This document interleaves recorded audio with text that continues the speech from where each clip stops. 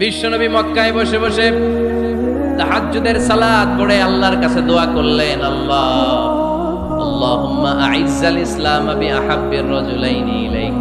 ও আল্লাহ, দুইজন লোকের নাম বলবো, দুইজনের দরকার নেই, এই দুইজনের একজনকে আপনি ইসলামের সুশীতল ছায়া তোলে এনে ইসলামকে বিজয় দান করে দেন।